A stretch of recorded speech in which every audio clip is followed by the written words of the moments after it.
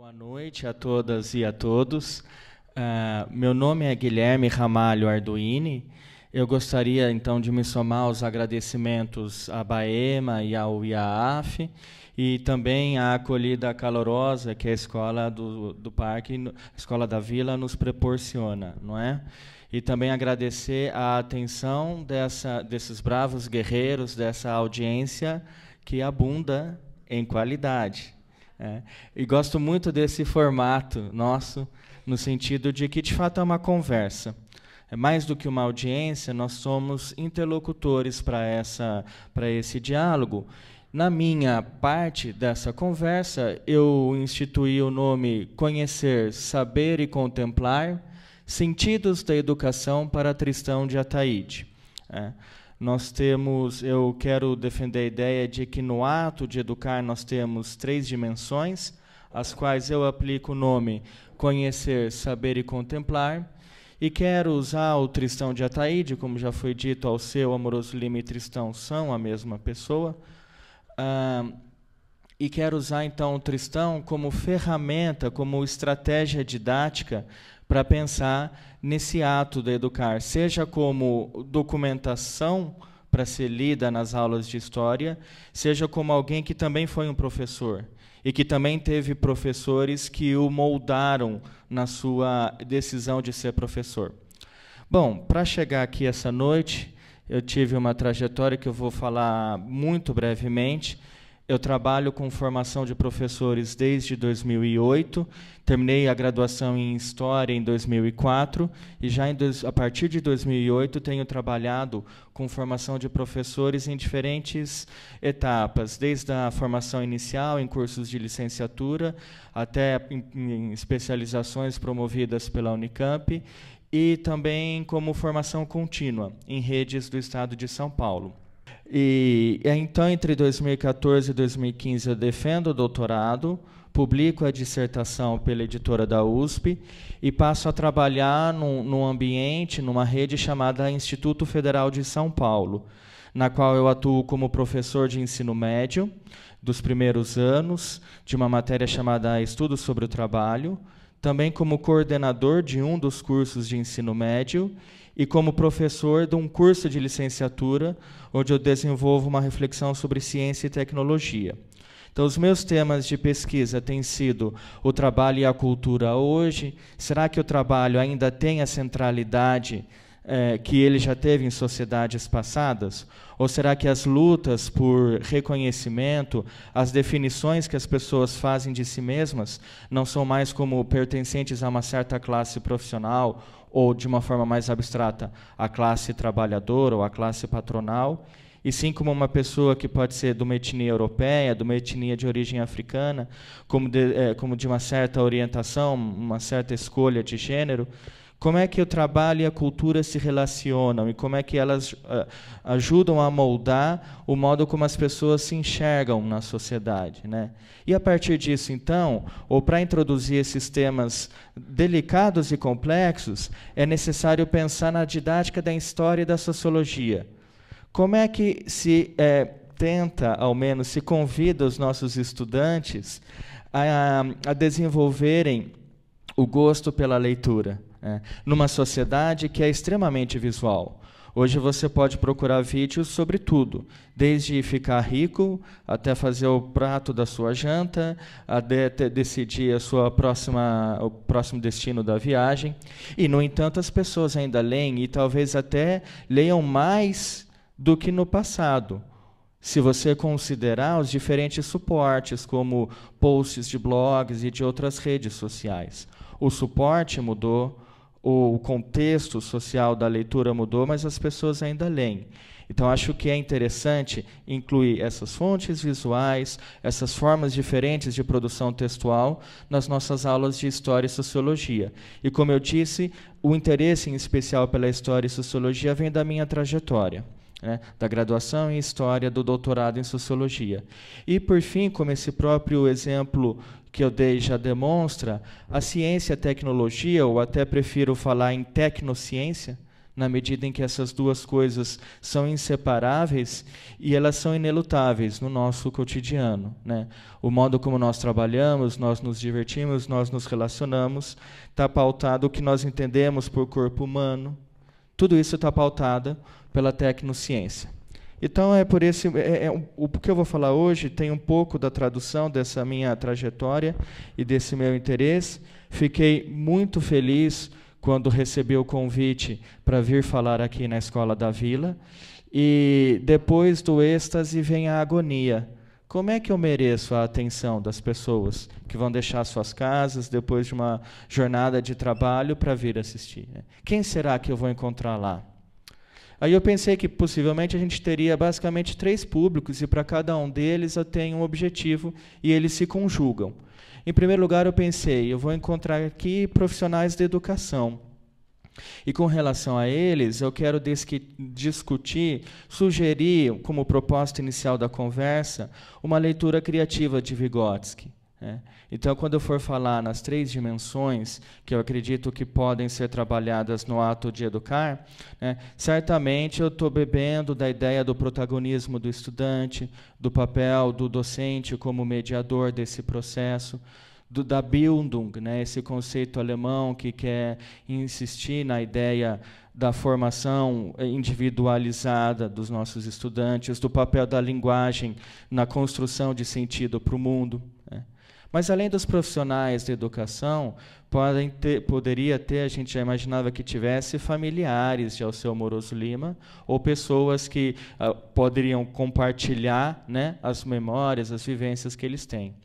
Então, para esses, eu também procurei pensar a minha apresentação a partir de um determinado momento da vida do Alceu, que é o ano de 1964. Não só pela importância que o Alceu tem na história do Brasil a partir dessa data, como um prócere das liberdades individuais, um defensor dos direitos civis, mas também porque em 64, pelo acumulado dos anos, ele já tinha ali em torno de 70, 71 anos, ele também já tem uma reflexão acumulada sobre a própria trajetória.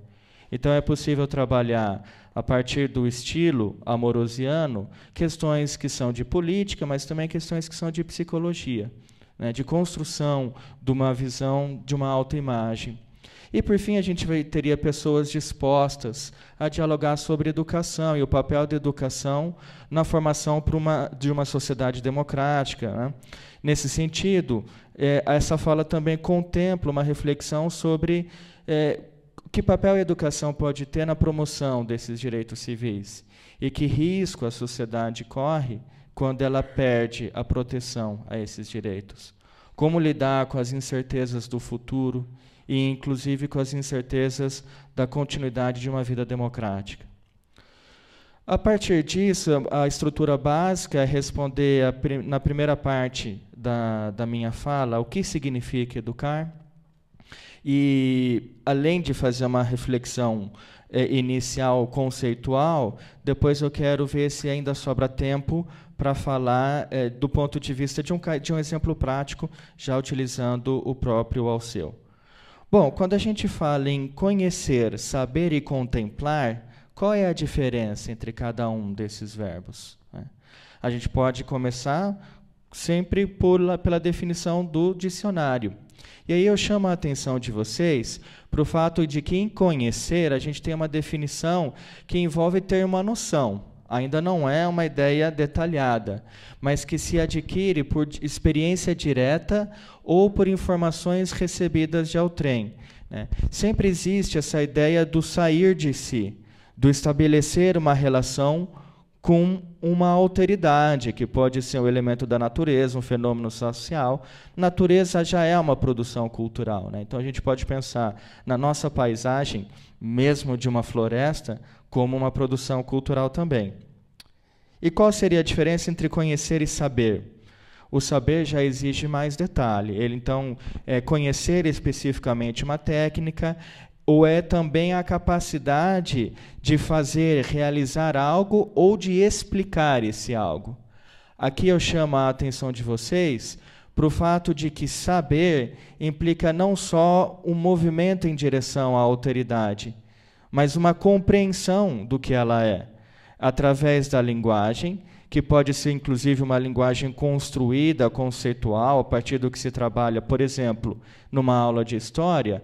Compreender uma sociedade do passado significa entender que os seres humanos dessa sociedade pensam o mundo de outra maneira. Eles têm uma sensibilidade, eles têm uma escala de valores, eles consideram importante na vida deles algo que para a gente pode não fazer sentido. Mas é a partir dessa reconstrução histórica que você então passa a saber, a conhecer essa sociedade, a saber em profundidade essa sociedade, né? E isso pode levar a um terceiro momento, que é a contemplação. E aqui eu peço a licença para inovar um pouco, no sentido de dizer que contemplação a gente pode estar acostumado a imaginar que é uma falta de ação. A contemplação se dá quando a gente fica parado. Bom, para quem já tentou fazer a meditação, que pressupõe ficar parado e não pensar em nada, o não pensar em nada exige uma ação muito forte, né? Mas, para além disso, queria chamar também, queria convidar vocês a pensar no sentido de contemplar como dar uma prova de conhecimento, de reconhecimento e de consideração. Quando eu falo, por exemplo, que uma atriz foi contemplada com um prêmio, então exige-se um certo gesto, né, que pode ser de uma admiração, mas que é também uma valorização daquela pessoa tal como ela é. Ou seja, em todos estes casos, eu saio de mim, eu saio da minha hierarquia de valores e eu passo, então, a entender a importância desse outro sujeito estudado a partir dele próprio. Talvez esteja um pouco abstrato, então a gente vai pedir um texto do próprio Alceu Moroso Lima, um livro que ele escreve que se chama Companheiros de Viagem, e no qual ele abre, né, o primeiro texto desse livro, que se chama Companheiros de Viagem, porque ele escreve sobre as pessoas com quem ele conviveu. Então, a viagem é a própria vida, e os companheiros são as pessoas com quem ele convive. E o primeiro desses textos é dedicado ao primeiro professor que ele teve, o Dr. João Kopke, que vocês veem aí representado também. É uma figura um pouco obscura para quem não é especialista da história da educação. Para quem é especialista, ele é recuperado como alguém que vai ser lido pelos que assinam o Manifesto dos Pioneiros. Então, Anísio Teixeira, Lourenço Filho e outros, Fernando Azevedo, eles, de certo modo, eles retomam ideias que o João Kopke já tinha apresentado antes, o que é irônico, né, se você pensar no embate dos anos 30. E aí o João Kopke é descrito pelo Alceu da seguinte maneira: saía comigo durante a lição pelo jardim ou pela rua, e a propósito de uma planta ou de uma carroça que passava, de um pregão de rua ou de um raio de sol, chamava minha atenção para os fenômenos da natureza ou para os acontecimentos sociais, e procurava alargar o mundo do menino.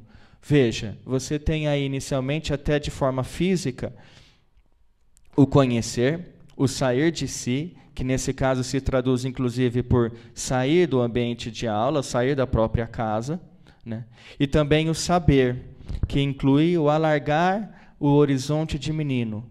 Quando eu entendo que é um processo de um mercado, né, quando ele fala em pregão de rua, ou quando eu entendo os fenômenos naturais, então eu estou construindo um saber a respeito deles, né? E a partir disso, Alceu continua: foi ele, estou certo, que desde então me comunicou também esse respeito à pessoa humana. Aqui começa o ponto da contemplação. A irredutibilidade de cada homem ao seu semelhante e a tudo que o cerca, natureza ou sociedade, que está na raiz da minha paixão humanista. Aqui o reconhecimento pelos outros seres humanos, pela alteridade. Eu vou direto ao fim da continuação desse trecho, na frase que começa com sinto. Sinto a cada momento o meu velho mestre, ao longo de toda a vida e sobretudo agora, no fim da vida, depois de ser por longos anos pai e professor. Sinto-o viver e reviver, não apenas em minha saudade, mas no fundo de todo o meu modo de ser e de viver. Bom, é uma passagem bastante pungente. Eu tenho um sonho, revelo para vocês esse segredo, que no fim da vida alguém pense a meu respeito, assim como ao seu pensava a respeito do João Kopke. Mas, mais do que isso, eu quero chamar a atenção de vocês para o seguinte: há um paradoxo aqui, né? É exatamente porque o João Kopke ensinou ao seu, ou respeitou em ao seu, o que ele tinha de singular, de idiosincrático, que ele deixou a sua maior marca. Deixar a marca de si próprio implica permitir ao outro ser tal como ele é. E ensinar aos nossos estudantes que, assim como ele merece o respeito de ser o que ele quer ser, ele também deve prestar o mesmo respeito, a mesma contemplação às outras pessoas com quem ele convive. Então, nós começamos a nossa fala discutindo alguns conceitos do que se dão simultaneamente no ato de educar. Passamos por um exemplo de um professor, e aí, então, eu posso dizer que contemplar é também desenvolver a empatia. E, em especial, quando a gente pensa, eu vou partir do meu lugar de fala, da história e da sociologia, há um papel fundamental em ambas os componentes curriculares no sentido de desenvolver a empatia, seja com sociedades do passado, que nos ajudam, inclusive, por comparação e contraste, entender melhor o nosso presente, seja para compreender que no presente também há diversidade de modos de vida, de estilos de vida, de modos de pensar o mundo.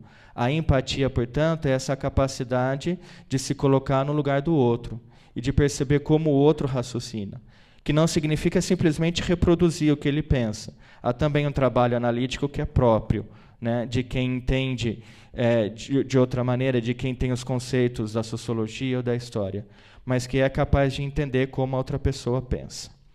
Bom, tudo isso me levou a pensar sobre uma outra obra de Alceu, que eu ouso dizer que nessa obra ele se desnuda, né? Ele se mostra sem a roupa social, porque são cartas publicadas no seu primeiro volume com o título de Cartas do Pai, e tem esse título porque são as cartas escritas quase que diariamente, a gente pode dizer que é um costume diário, por Alceu a sua filha, a irmã Tuca. Muitos de vocês, eu suponho, tenham conhecido bem ela.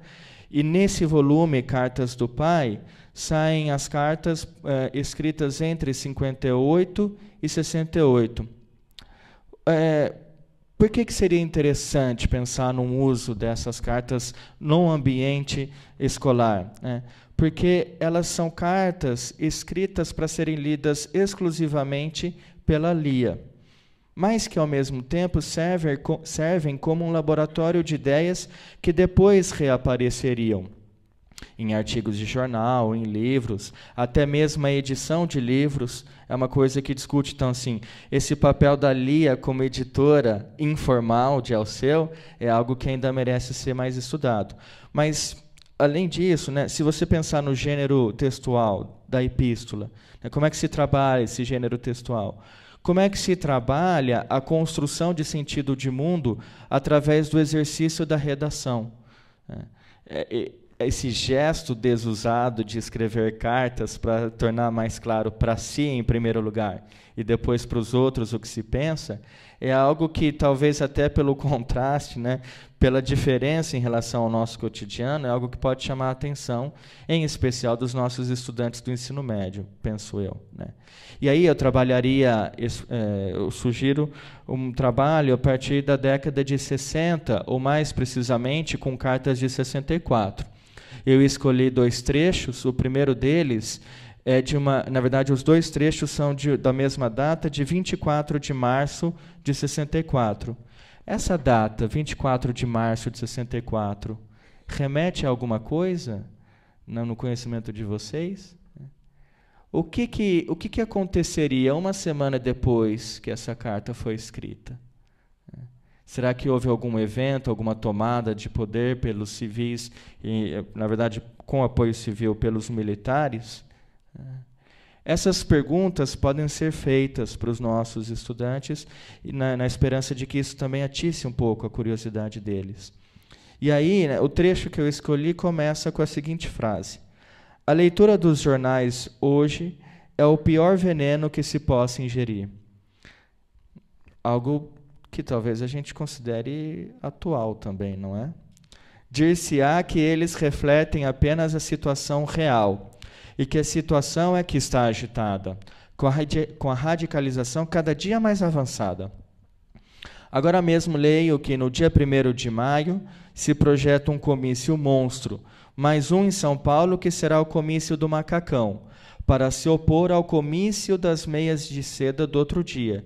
Então, aqui a gente poderia aproveitar para conversar com os estudantes sobre o que foram os comícios da reforma de base de João Goulart, explicar um pouco sobre o trabalhismo, sobre o que significou o João Goulart na trajetória do trabalhismo, que foi a marcha em nome de Deus e pela família.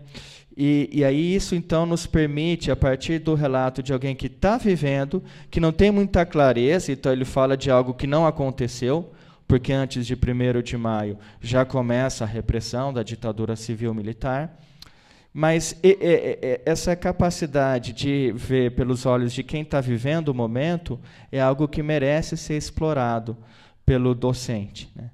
E aí ele continua: é a política transportada para a praça pública, num campo de batalha, com o perigo de nova transferência, a da praça pública para os quartéis e as prisões. E a gente poderia, inclusive, usar essa foto, que é do Correio da Manhã, tirada em 68, 4 anos depois, né, e fazer um contraste entre o que a carta prenuncia como possibilidade e o que outros documentos de natureza visual nos permitem. Isso aqui aconteceu numa manifestação estudantil, né? E por fazer parte dessa manifestação, esse estudante é levado à prisão. Nós não sabemos o destino dele. Na verdade, nós não sabemos nem o nome dele, né? E aí, eventualmente, se o professor quiser, ele pode trabalhar todo o aparato repressivo desse momento do Estado brasileiro. E aí depois o trecho continua: os democratas ancien regime, então se ele provavelmente já terá trabalhado o absolutismo, ele pode aproveitar isso para fazer uma revisão, para tentar fazer uma avaliação diagnóstica do que ficou em termos de absolutismo. Os democratas ancien regime protestam contra a praça pública e os comícios da democracia nova. É um protesto acadêmico que apenas concorrerá para agravar a situação. O que é preciso é compreender e aprovar esses comícios como um elemento de desafogo geral, mas cuidando que a segunda transformação, da praça para os quartéis, não aconteça. E aí a gente poderia, então, continuar nesse trabalho pensando, e o que aconteceu depois de 64? Né? Esse receio de Alceu se confirmou ou não? E a gente poderia terminar fazendo um paralelo com o presente. Eu vou mostrar 2 fotos para vocês, e ambas foram tiradas na mesma cidade, no mesmo dia, lá por junho de 2013. Nessa primeira foto, talvez chame a atenção de vocês o Congresso, ao fundo, né? A presença de uma determinada cor constante, e, para quem for bastante observador, um boné que talvez seja mais conhecido de alguns aqui, porque ele é um boné do Movimento Sem Terra. Isso talvez seja um indício das opiniões políticas deste grupo. Mas olha que interessante, na mesma noite, no mesmo lugar, nós temos um outro grupo que também se manifesta. E nesse grupo predomina outra cor, o verde e amarelo, que aparece, não sei se está suficientemente claro, mas na roupa de diversas pessoas aqui. Aqui você vê a rampa, né? Esse aqui deve ser o Palácio do Planalto, aqui a esplanada dos ministérios, né? Num mesmo momento, grupos de opiniões políticas convergem e se manifestam no mesmo espaço. E isso foi em 2013. Né? E aí a gente termina falando, se dá para comparar 64 com o que ocorre, por exemplo, a partir de 68, também dá para comparar o 2013 com o nosso presente. Que paralelos nós podemos estabelecer? E que diferenças a gente pode construir juntos? É isso que eu queria falar com vocês. Eu agradeço a atenção de vocês. Deixo o meu e-mail como referência para, se alguém quiser continuar o assunto nesta noite ou depois. E também menciono qual foi a documentação e os livros que eu utilizei para preparar. Mais uma vez, muito obrigado.